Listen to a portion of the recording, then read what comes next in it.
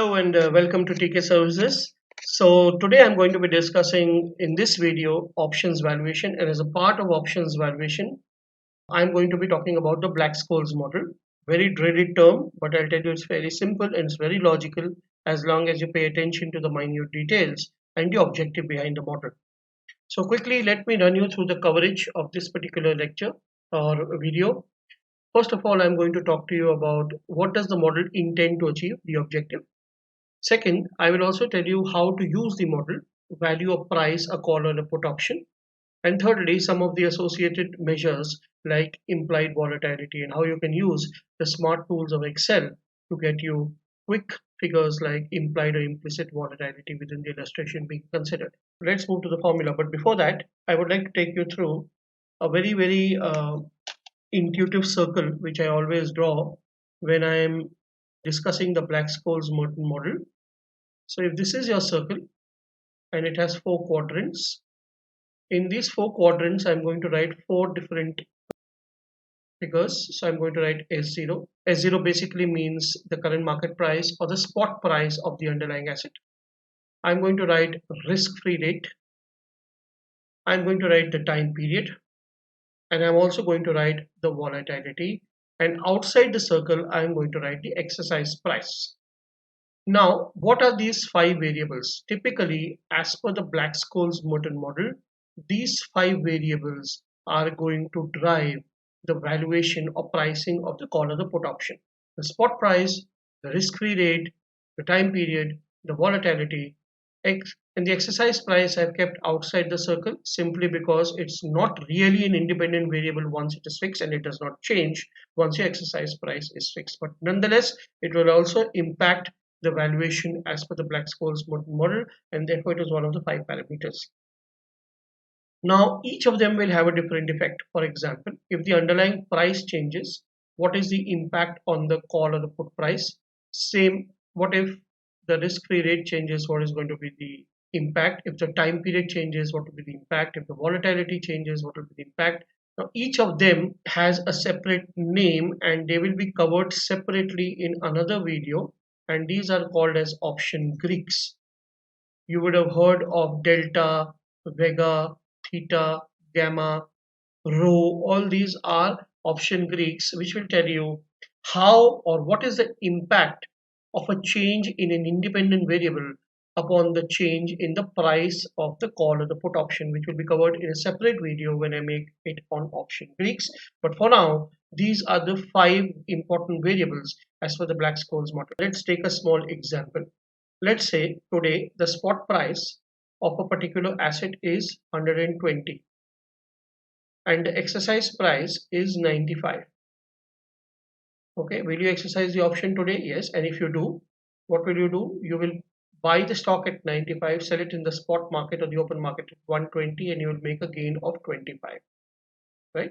Now it is quite obvious that you will make money of this particular call option or by exercising the call option, and the call option is going to be a small price or the premium that you pay to make this money. So the total gain is nothing but the spot price minus the exercise price. Now, obviously the entire thing cannot be the price of the call option, so we will have to take a subset of this. So we will apply a weight to the spot price, a weight to the exercise price. The differential is a subset of the total, and that will be the price of the call option. Okay, so now let's quickly look at the formula. Now you will have a better understanding. So this is the formula. I told you we'll apply the weights to the spot price and the exercise price.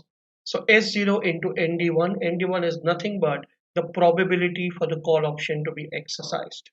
Okay, ND2 is associated probability with respect to the exercise price. Mind you, we are taking the exercise price, we're taking as the present value of the exercise price.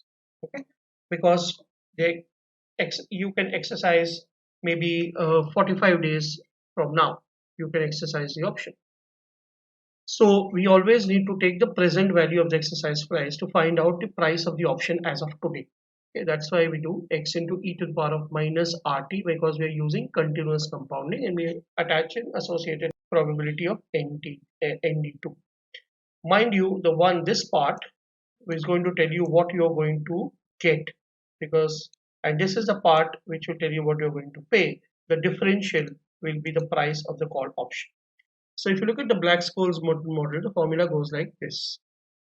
The price of the call option is log normal spot price divided by exercise price plus risk-free rate plus half of variance, the whole thing multiplied by T divided by the standard deviation into square root of T. This is actually D1. Okay. Now what is D2? D2 is log normal spot price by exercise price plus risk-free rate minus half of variance, the whole thing multiplied by T divided by sigma into square root of T. Now let's look at it, the formula here. So exactly what I mentioned, D1 is the log normal spot price by exercise price plus risk-free rate plus half of variance into T divided by standard deviation into square root of T. यहाँ पे भी same thing, log normal spot price by exercise price plus risk-free rate minus half of variance into T divided by standard deviation into square root of T. If you notice here, we are doing plus half of variance here and minus half of variance here. So we're just taking two sides, okay? That's why we are differentiating between D1 and D2. Now, if you were to solve for D2, I will also write D2 can be expressed as D1 minus standard deviation into square root of T. Now let's see if this holds true. So D1 you know is log normal spot price divided by exercise price plus risk-free rate plus half of variance, the whole thing multiplied by T divided by standard deviation into square root of T. Now this minus standard deviation into square root of T will give you what?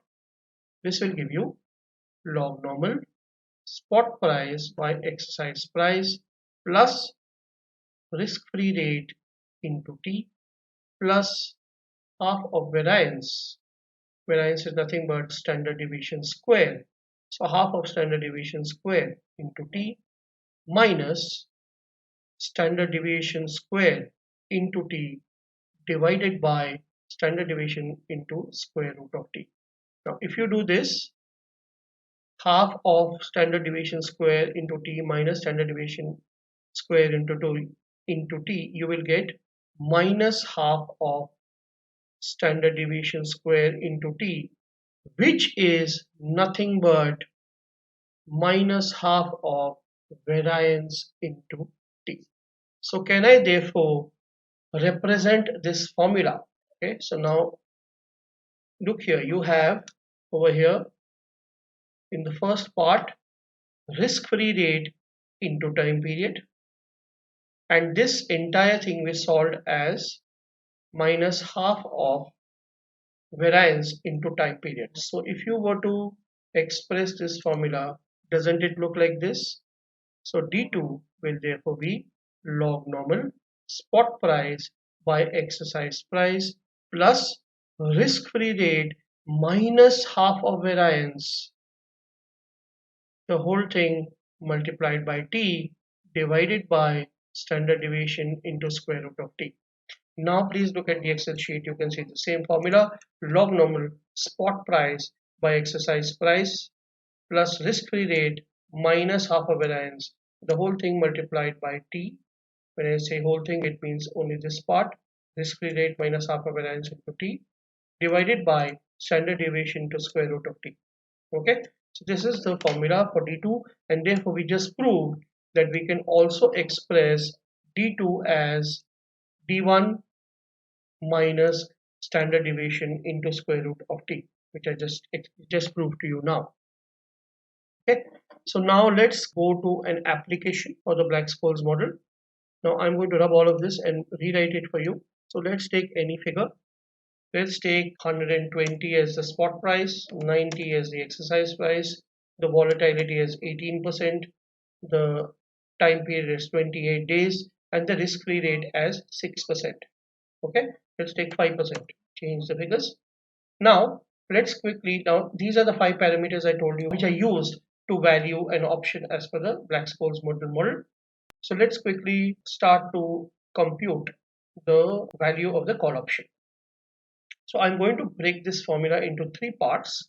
So I'm going to write it as A, B, and C. Okay. A, I'm going to just take log normal spot by X.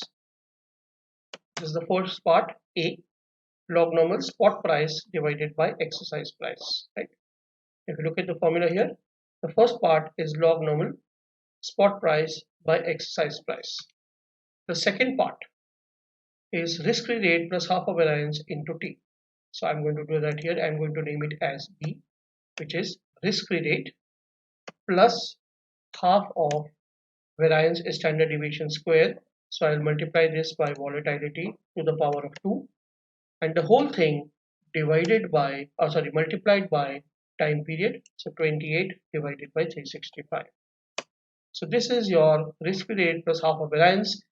The whole thing multiplied by the time period, and C is nothing but the denominator in the formula, which is standard deviation to square root of T.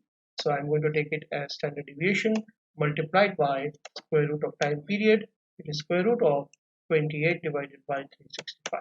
So this is your A, B, and C. Now with A, B, and C, let's quickly find out D1 and D2. D1 therefore should be A plus B divided by C, because I split the numerator into 2 parts. So D1 will be log normal spot by exercise, which is A, plus risk-free rate plus half of variance into T, which is the second part, divided by C, which is standard deviation into square root of T. So that is D1. And we just observed that D2 is D1 minus standard deviation to square root of T, or D1 minus C. So this is your D1 and D2. So D1 is A plus B by C, and D2 is D1 minus C, right? So now let's find out the normalized values or the probabilities for these two Z scores. So the probability will be norm.s.dist, this figure true. We are using the normal distribution function. So this is your probability, and you can see that it is very, very close to 1. There is high probability that this option will be exercised, and ND2 will just be downwards. Again, very high probability. Now let me make this 110. You will see how this probability changes. As the exercise price is moving upwards, the probability of the option getting exercised is going downwards. If I make it 115, this becomes even lesser.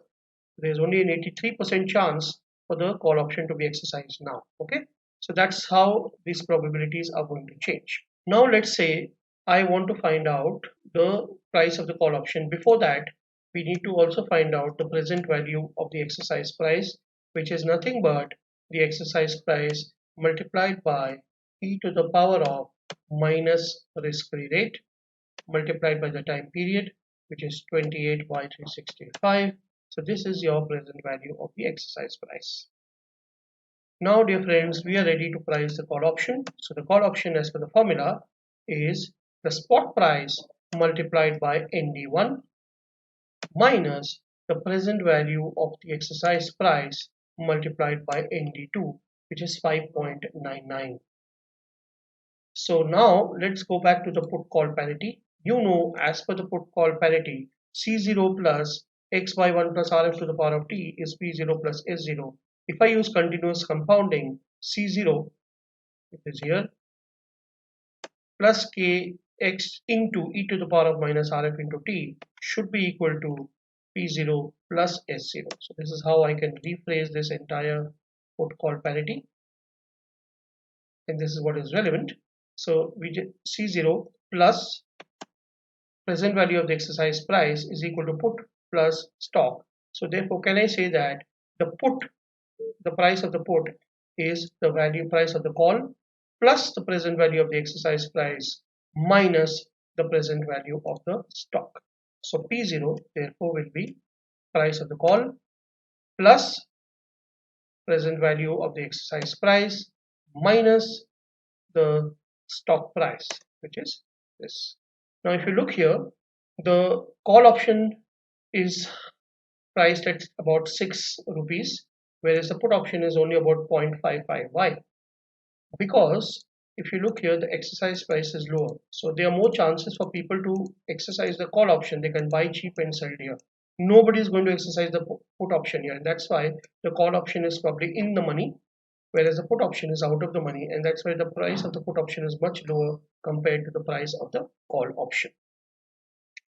Okay, why would anybody want to sell at 115 when you can sell it at 120? So nobody would want to exercise the put option. The put option is actually out of the money, call option is in the money. That's why the call option is far more valued than the put option. That's how the Black Scholes model works. I go back to the put call parity for those of you who have not understood. Therefore, the put price should be equal to the call price plus present value of X, or the present value exercise price minus the stock price, which is what I've done here. So let's do it again. Call price plus present value of X minus the stock price. So this is your put option. So this is how, dear friends, we have now valued both the options. We have valued the call option and we have also valued the put option. Okay, so now let's do it the other way around. Now let's say we are given that the stock price is 120, that's given to you. You are also given that the exercise price is 115. You are not given the volatility. You don't know what the volatility is. The time period is 28 days, which we just saw, and the risk-free rate is 5%, which we took for this particular example. Now we don't know the volatility. If the question is what is the implied volatility, how will you solve it? There are two methods you can do it. Now obviously you'll be given the price of the call. So I repeat, you are given the spot price of 120. So let me actually use a smart board, then it's easier for you to understand. So you are given now the spot price is 120. The exercise price is 95. The time period is 28 days.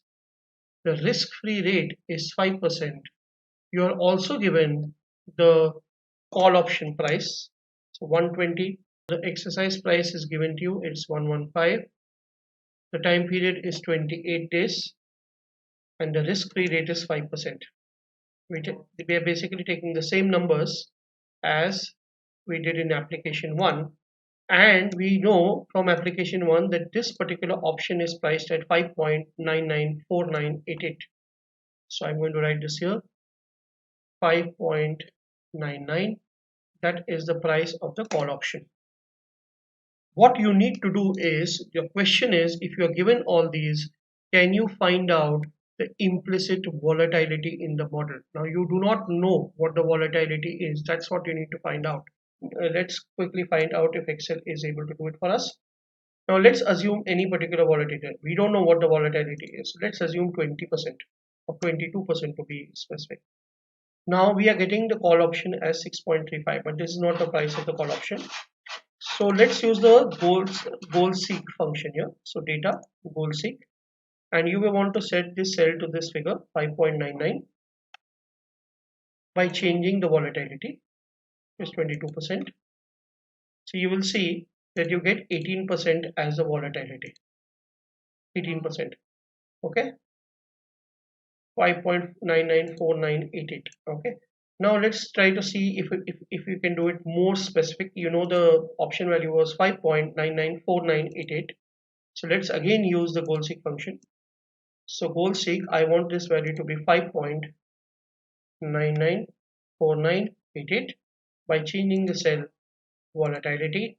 See what you get as the volatility. You see here you don't get the exact figure using goal Excel, but goal seek, but still you get very close. You get 18%, but the call option is 5.9952913993, which is clearly not what it is here.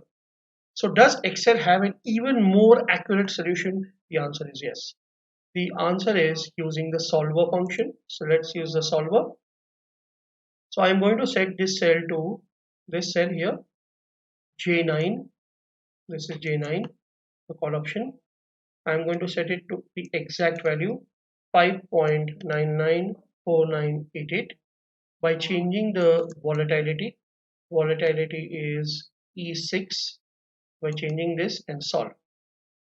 Now let's say if the Excel solver has found a solution. Now you see here 5.4988, very close. So the solver will give you a more accurate value of the implied volatility compared to the goal seek function. And that's why if you are an analyst, even these small figures will make a huge difference. So I would prefer to use the solver function compared to the goal seek function. But both these smart functionalities are available for you to be able to find out the implicit volatility in the Black Scholes model. So let's go back to the objective of this particular lecture or the video. What does the model intend to achieve? The question is answered. The Black Scholes model helps us to price the call options and the put options. How do you value the call or put options? We have done it. We have done the formula. We have broken up the formula and we have valued both the call options and the put options, combining the Black Scholes model and the put call parity concept. And we have been able to find out the value, or we have been able to find out the price of the call and the put options. And we have also used the smart tools in Excel, both goal seek as well as solver, to get the implicit volatility in that particular illustration. So these are some of the related aspects of the Black Scholes model. Now I'm sure the Black Scholes model does not look as dreadful and as difficult as it otherwise appears to be. I hope you enjoyed the video. Stay tuned to my channel Concept Canvas on YouTube and you will definitely enjoy all these videos and a lot more to come. Thank you very much. Happy learning.